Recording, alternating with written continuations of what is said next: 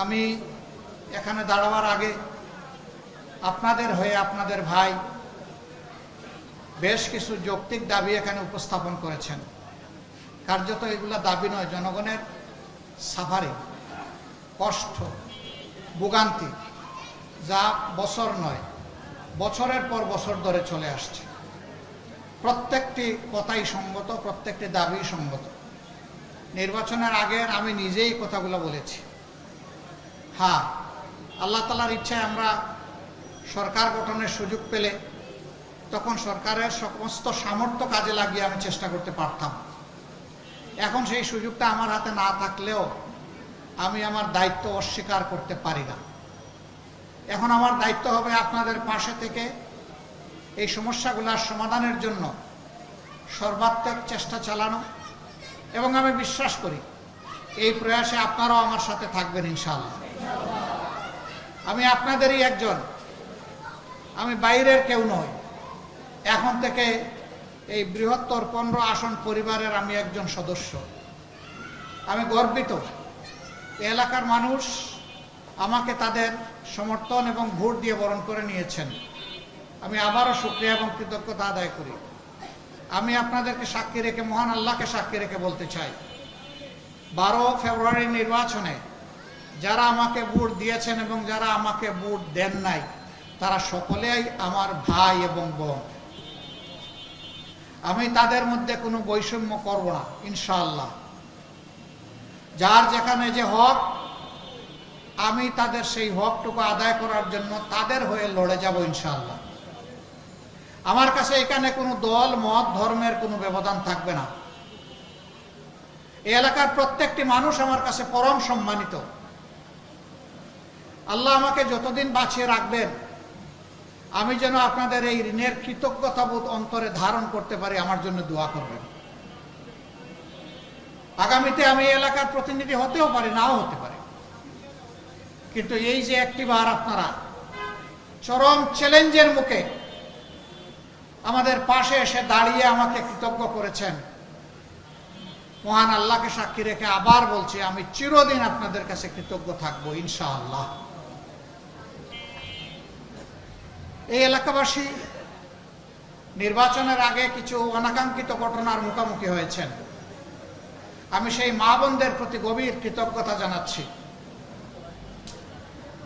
যাদেরকে আক্রমণের লক্ষ্যবস্তুতে না বুঝে আমার কিছু ভাই তারা করেছিলেন। আমি আমার বোনদের হয়ে তাদের সবাইকে ক্ষমা করে দিলাম। তাদেরও মা বোন আছেন, আমার অনুরোধ থাকবে যেমনটা তাদের মাকে, আপন বোনকে সম্মান করবেন, আমরা এবং তারা সবাই মিলে সমাজের সমস্ত নারীদেরকে যেন অনুরূপ সম্মান করতে পারি। নারীরা মায়ের জাতি, তাদেরকে সম্মান করলে ইনশাআল্লাহ আমরা সম্মানিত হব। তাদেরকে অপমান করলে আল্লাহ আমাদের উপর থেকে সম্মানের চাদর সরায় নেবেন। আমার কাছে সবচেয়ে বড় প্রায়োরিটি দুইটি, একটি হচ্ছে শিক্ষা, আরেকটি হচ্ছে শান্তি এবং শৃঙ্খলা। ঘরে বাইরে সর্বত্র শৃঙ্খলা ফিরিয়ে আনা হচ্ছে আমাদের দায়িত্ব। এটাই সরকারের কাজ। সরকারি দল যারা আছে তাদের প্রধান দায়িত্ব, আমরা বিরোধী দলে যারা আছি তাদেরকে কাজ দেখিয়ে দেওয়া আমাদের দায়িত্ব। জনগণের অধিকারের চৌকিদারি করা, পাহারাদারি করা আমাদের দায়িত্ব। জনগণের অধিকার লঙ্ঘিত হয় না বিরোধী দলদের দ্বারা, লঙ্ঘিত হয় সরকারের দ্বারা। সরকার যদি কোনো জায়গায় জনগণের অধিকার লঙ্ঘন করে, সেই জায়গায় ইতিবাচকভাবেই আমরা ধরিয়ে দিয়ে সহযোগিতা করব। আমাদের সহযোগিতা যদি সরকার গ্রহণ করে, আমরা সরকারকে ধন্যবাদ দেব। যদি আমরা সহযোগিতা করার চেষ্টা করার পর সরকার আমাদের সহযোগিতা গ্রহণ না করে, সংশোধন না হয়, মানুষের অধিকার এবং ক্ষতি করতেই থাকে, অধিকার কেড়ে নিয়ে, আমরা তখন প্রতিবাদ করব এবং প্রয়োজনে আমরা প্রতিরোধ করব। এটি আমাদের নৈতিক দায়িত্ব। এই জন্যই আপনারা আমাদেরকে ভোট দিয়েছেন। আপনাদের এই ভোটের আমানত, এই অঙ্গীকার রক্ষা করা আমাদের জন্য ওয়াজিব। আমরা তা লঙ্ঘন করতে পারবো না। ইতিমধ্যে জাতীয় জীবনে কিছু সমস্যা সৃষ্টি হয়েছে, যে জুলাই আজকের এই পরিবেশ আমাদেরকে দিল, যেই জুলাই 2026 সালের 12 ফেব্রুয়ারির নির্বাচন এনে দিল, সেই জুলাই একসাথে দুটো নির্বাচন দিয়েছিল, একটি সংসদ নির্বাচন আর একটা গণভোটে নির্বাচন। দুই নির্বাচনে আপনারা আপনাদের মূল্যবান রায় প্রদান করেছেন। প্রথমটিতে যেমনভাবেই হোক একটি দল তারা সংখ্যাগরিষ্ঠতা অর্জন করেছেন এবং সংখ্যাগরিষ্ঠতা অর্জন করার পরে তারা সরকার গঠন করেছেন। এখানে তারা বলছেন তাদেরকে 51% মানুষ ভোট দিয়েছে, কিন্তু গণভোটে সংস্কারের পক্ষে সংবিধানের যে সমস্ত আইনের কারণে এতদিন জনগণ অধিকার হারাচ্ছিল, ফ্যাসিবাদ কায়েম হয়েছিল, সেই জায়গাগুলো পরিবর্তন করে সংস্কার করার পক্ষে রায় দিয়েছে 68.1% মানুষ। এই গণভোটের গণরায় ইতিমধ্যেই সরকারি দল অস্বীকার করেছেন। আপনারা দেখেছেন সংসদে আপনাদের হয়ে আমি দাঁড়িয়েছিলাম, পয়েন্ট অফ অর্ডারে দাঁড়িয়ে জনগণের হয়ে আমি কথা বলেছি। মাননীয় স্পিকার আমাকে নোটিশ দিতে বলেছিলেন, কার্যপ্রণালী বিধির 62 বিধিতে আমি নোটিশ দিয়েছি। এটা গ্রহণ করে 2 ঘন্টা আলোচনা হয়েছে। আমরা আশা করেছিলাম, আমি যেমন গণভোটে হা ভোট চেয়েছি, জনাব তারেক রহমান তিনিও কিন্তু গণভোটে হা ভোট চেয়েছেন। গণভোটের এই দাবিটি আমরা বলার আগে তাদের নেতা সালাউদ্দিন আহমদ প্রথমে দাবি জানিয়েছেন যে গণভোটের মাধ্যমে এই সংস্কারের রায়কে আইনি বৈধতা দিতে হবে। আমরা সমর্থন করেছি। ভোটের দিন পর্যন্ত আমাদের অবস্থান ছিল এক, এখন যারা সরকারি দল, এখন যারা বিরোধী দল, কিন্তু ভোটের রেজাল্ট হওয়ার পরে তারা বদলে গেছেন। যখনই তারা 2/3 সংখ্যাগরিষ্ঠতা যেভাবেই হোক, যে মেকানিজমে হোক তারা লাভ করেছেন, এরপরেই তারা অতীতের সমস্ত ওয়াদা ভুলে গেছেন। তারা তাদের দলীয় 31 দফা ইশতেহারের কথা বলেন, সংস্কারের কথা বলেন। ওই দফার প্রথম দফা হচ্ছে তারা যদি সরকার গঠন করেন তাহলে তারা একটা সংস্কার কমিশন গঠন করে সংবিধানে ওই সমস্ত ধারাগুলোকে সংস্কার করবেন যে ধারাগুলা অতীতে সরকারকে ফ্যাসিবাদী বানিয়েছে। আমরা এখন যখন সংস্কারের কথা বলি, সরকারি দল তখন বলে সংবিধানে তো কোনো সংস্কারের কথা নেই। তো সংবিধানে যদি সংস্কারের কথা নাই, তাহলে সেদিন আপনাদের 31 দফায় আপনারা লিখেছিলেন কিভাবে? যদি নাই তাহলে আপনারা গণভোট চাইলেন কেন? যদি নাই তাহলে হা ভোটে জনগণকে আহ্বান জানালেন কেন? এই সবগুলো হচ্ছে দ্বিচারিতা, নিজেদের দেওয়া ওয়াদার বিরুদ্ধে অবস্থান এবং জনগণের রায়কে অস্বীকার, অগ্রাহ্য এবং অপমান করা। যখন স্পিকার এই ব্যাপারে কোনো সিদ্ধান্ত দেননি, আমরা আশা করেছিলাম স্পিকার সিদ্ধান্ত দিয়ে বলবেন গণভোটের রায় গ্রহণ করা হলো। তিনি এইটা না বলে বললেন যে এই আলোচনা এখানে সমাপ্ত হলো, যেটাকে সংসদীয় ভাষায় বলে টক আউট। আলোচনা হয়েছে, ফেলে দেওয়া হয়েছে, এখন আর নাই। আমরা মর্মাহত হয়েছি, জাতি কষ্ট পেয়েছে। আমরা তখন জাতিকে কথা দিয়েছি, যেমন ইলেকশনের আগে আপনাদেরকে বলেছিলাম আমরা নির্বাচিত হয়ে সরকার গঠন করলে, আমরা বিজয়ী হলে আপনারা গণভোটে যে রায় দিবেন সেটা আমরা বাস্তবায়ন করব। আমরা যেহেতু সরকার গঠন করতে পারিনি, যেহেতু সংসদের ভিতরে আমাদের কথাকে, জনগণ কথাকে, ন্যায্য কথাকে আমলে নেওয়া হয়নি, সেই কারণে আমরা আবার জনগণের দাবির সাথে একাত্ম হয়ে জনগণের কাছে ফিরে এসেছি এবং সেই দাবি আদায়ের জন্য আজকে থেকে আমরা আন্দোলন শুরু করেছি। আপনারা দেখেছেন বায়তুল মুকাররম উত্তর গেটে আজকে এই দাবি আদায়ের জন্য আর এই দাবিকে অপমান করার জন্য, তার প্রতিবাদে এবং দাবি আদায়ের পক্ষে প্রথম কর্মসূচি বাস্তবায়িত হয়েছে। এটা আমাদের শেষ নয়, এখান থেকে শুরু। আমরা কথা দিচ্ছি, আমরা আস্থাশীল, ইনশাআল্লাহ আপনাদেরকে সাথে নিয়ে এই দাবি আমরা আদায় করেই ছাড়ব। আমাদের সামনে বিকল্প কোনো রাস্তা খোলা নেই। আমরা চাই না আবার ফ্যাসিবাদ আমার বাংলাদেশে কায়েম হোক।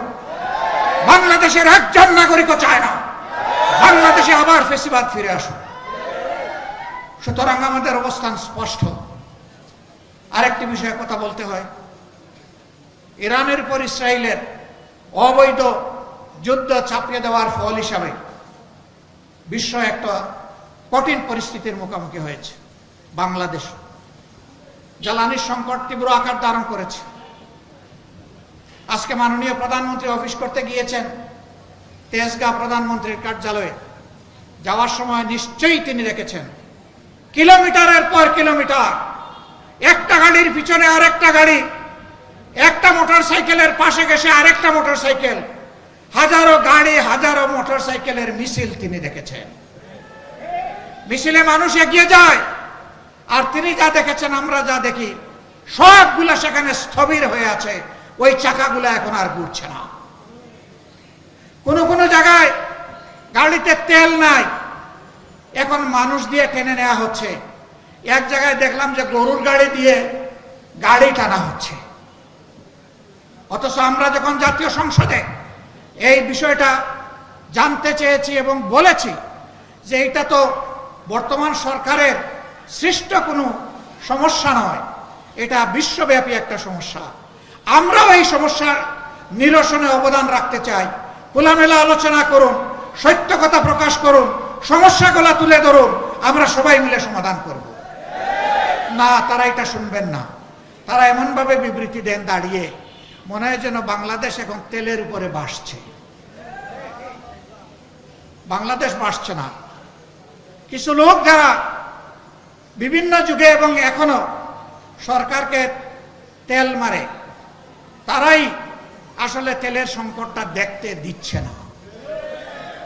মনে রাখবেন, এই তেলে অনেকেই অতীতে পিছলে গিয়ে কোমর ভেঙেছে। আমরা চাই না আপনারা দেশকে নিয়ে কোনো বিপদে পড়েন, কারণ দেশের মানুষের কষ্ট আমাদের সবার কষ্ট। আমরা এটার আশু সমাধান চাই। আমরা চাই বহুদলীয় ডায়লগ হোক, বসেন, খোলা মনে বসেন, আমরা সবাই মিলে সহযোগিতা করব, রাস্তা সবাই মিলে বের করব। আশ্চর্য, এখন এই পরিস্থিতি উত্তরণের জন্য সবার আগে হাত দেওয়া হয়েছে আমাদের শিশুদের গায়ে। বলা হয়েছে 3 দিন স্কুল বন্ধ করে ঘরে বসে তারা ডিজিটাল শিক্ষা নেবে।